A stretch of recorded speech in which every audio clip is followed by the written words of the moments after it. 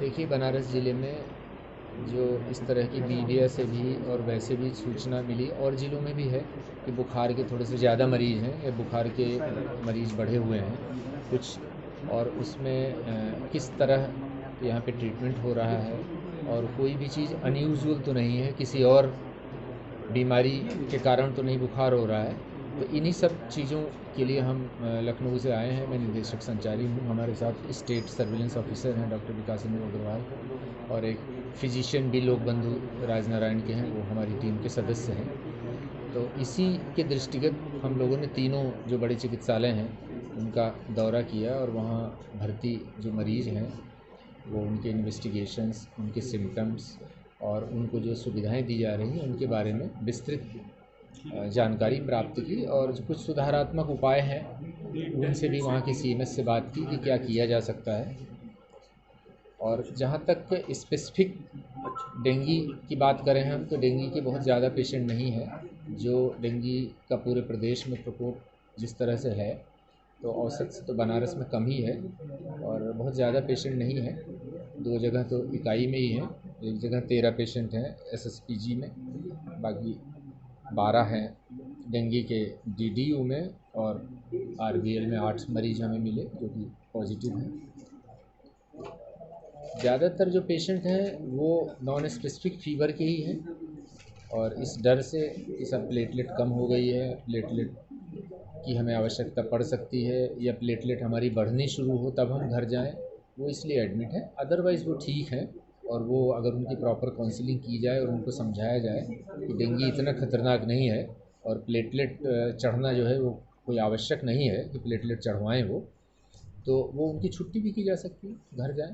तो थोड़ा सा हम इस तरह के भी एक प्लान जो है उसको यहाँ पे मूर्त रूप देंगे कि हर हॉस्पिटल में एक डेंगू का एडमिशन प्रोटोकॉल लगे और एक डिस्चार्ज प्रोटोकॉल लगे, जिससे पेशेंट खुद एजुकेट हो सके कि अब हम ठीक हैं, हमारी इतनी प्लेटलेट्स है। हमें प्राइवेट में या किसी और लैब ने अगर बताया है कि तुम्हें चढ़ने की ज़रूरत है, तो वो स्वयं उसको पढ़ के वो स्वयं समझे कि नहीं, ऐसी कोई ज़रूरत नहीं है, और वो एडमिशन की संख्या भी कम होगी, हॉस्पिटल भी लोड भी कम होगा, और मरीज़ थोड़ा सा उसमें डर फैक्टर ख़त्म होगा। सर बात करें अभी बातचीत में बात हॉस्पिटल्स जो है वो प्रेशर करके एसडीपी मंगवाते हैं। आपकी 85,000 है, 50,000 है, तब भी वो मंगवाते हैं 2 बैग ले आइए, 1 बैग ले आइए। अगर देखा जाए आप ही लोग अवेयर करते हैं कि 10,000 से कम हो तब एसडीपी चढ़नी चाहिए।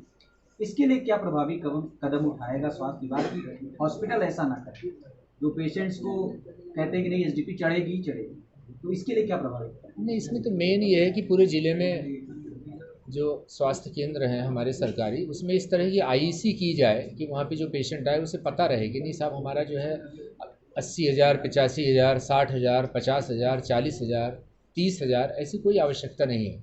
हाँ, जब थोड़ा प्लेटलेट कम है, मान लिया किसी का 30,000 है, तो वो उसे वाच की श्रेणी में रखें। 20,000 है तो वाच करें, एडमिट हो जाएं, क्योंकि सिंपल फ्लूइड से और थोड़े से उनका हाइड्रेशन सही करने से ही प्लेटलेट बढ़ना शुरू होता है, और एक बार उनका डिक्रीजिंग ट्रेंड ख़त्म हो जाए, इंक्रीजिंग ट्रेंड आ जाए, तो संख्या माने नहीं रखती, वो घर जा सकता है। बनारस की बात करें सर, आप बनारस आए हैं, बनारस के लोगों में एक डर है, बहुत तेजी से फीवर है जिसकी जांच भी नहीं हो पाई, मतलब वो डेंगू नहीं है लेकिन लोगों को वायरल फीवर। उनसे क्या अपील करेंगे, संचारी रोगों से कैसे बचें, क्या ध्यान रखें कि वो बच के?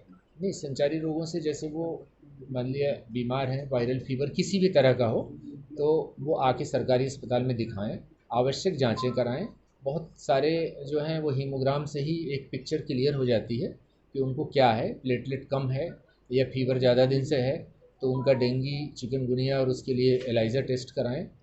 और उसमें किसी तरह की घबराने की बात नहीं है, क्योंकि डेंगू को भी थोड़ा सा शुरू में मैनेज कर लें तो मॉर्टेलिटी ना के बराबर है, बहुत ही कम है इस बार पिछले वर्षों की तुलना में।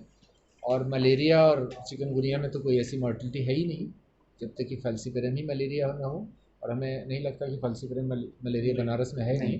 तो सिर्फ एक डेंगू ही है जो डेंजर पॉइंट है, और प्लेटलेट कम है, तो घबराएं नहीं, हॉस्पिटल में आएँ, एडमिट हों। और बहुत मतलब 80-90% से ज़्यादा तो पेशेंट ऐसे ही होंगे जिनको कि कोई ब्लड की या प्लेटलेट की ऐसी आवश्यकता नहीं है। सब्सक्राइब कीजिए हमारे चैनल को और बेल आइकॉन को दबाइए हमारी लेटेस्ट वीडियो सबसे पहले देखने के लिए।